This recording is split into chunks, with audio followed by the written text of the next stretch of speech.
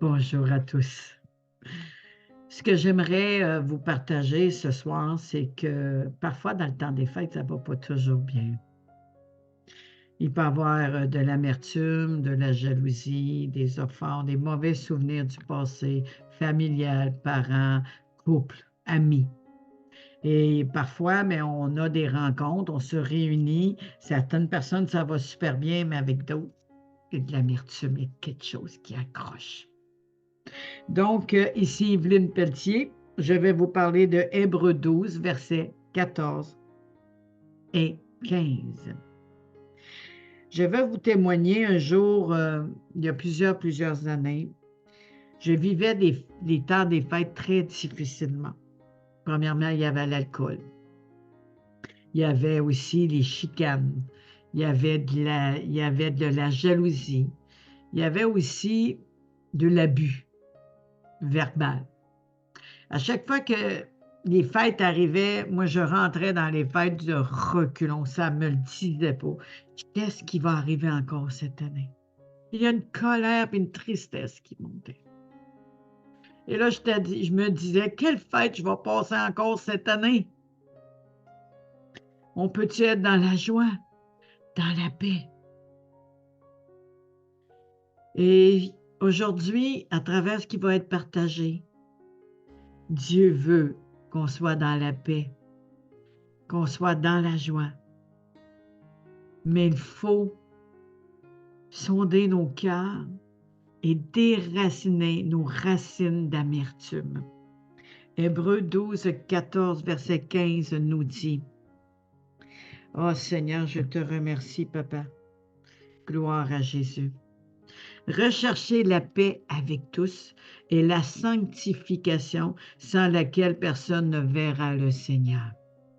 Veillez à ce que nul ne se prive de la grâce de Dieu, à ce qu'aucune racine d'amertume poussant des rejetons ne produise du trouble et que plusieurs n'en soient infectés. Donc, ce qu'il nous dit, c'est se mettre à part. Je suis l'exemple parce qu'avant, je n'étais pas un enfant de Dieu. J'étais dans le monde et ça n'allait pas bien du tout. Quand j'ai donné ma vie à Jésus, et j'ai donné ma vie, il a déraciné ces racines d'amertume, de colère et d'offense ou des choses qui peuvent nous angoisser. Il m'a délivré. Aujourd'hui, je vis ce que j'ai lu et je le relis encore. Rechercher la paix avec tous. Et la sanctification, se mettre à part, pas embarquer dans les chicanes, dans les colères, dans les choses blessantes, sans laquelle personne ne verra le Seigneur. Tant qu'on est enfant de Dieu et on se met à part avec le Seigneur, on est garanti que nous allons le voir. Veillez à ce que nul ne se prive de la grâce de Dieu, c'est-à-dire partager l'amour, partager la paix, la joie, afin que tous, on passe un bon moment ensemble dans la présence du Seigneur. Veillez à ce que nul ne se prive de la grâce de Dieu et qu'aucune racine d'amertume poussant des rejetons ne produise du trouble et que plusieurs n'en soient infectés.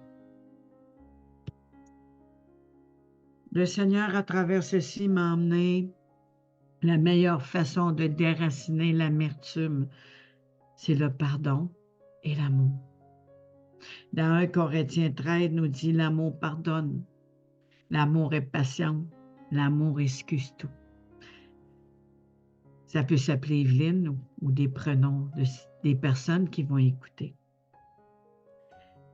Aujourd'hui, il est temps, comme c'est dit, que toute racine d'amertume soit arrachée de ma vie, que toute racine d'offense, non pardon, soit arrachée de ma vie. Toute racine de jalousie soit arrachée et se mettre à part pour passer un bon temps des fêtes dans la présence de Dieu. Et je peux vous garantir d'aller passer un temps merveilleux. Seigneur, je te remets chaque personne entre tes mains, comme tu as fait pour moi. Je veux que tu le fasses pour chaque personne. À chaque fois que les fêtes arrivaient, j'étais dans la tristesse, dans la colère et dans l'amertume. Mais à cause de ton amour qui surpasse toute connaissance, tu es venu faire une œuvre de guérison et de déracinement. Aujourd'hui, Seigneur, que toute racine d'amertume soit déracinée maintenant et que nous puissions recevoir la paix, en fait, de partager, Seigneur, ton amour. Et comme c'est dit ici, Seigneur, l'action de grâce, une grâce particulière. Je te remercie, Seigneur, qu'aujourd'hui même, nous allons veiller à ce que nul se prive de la grâce de Dieu.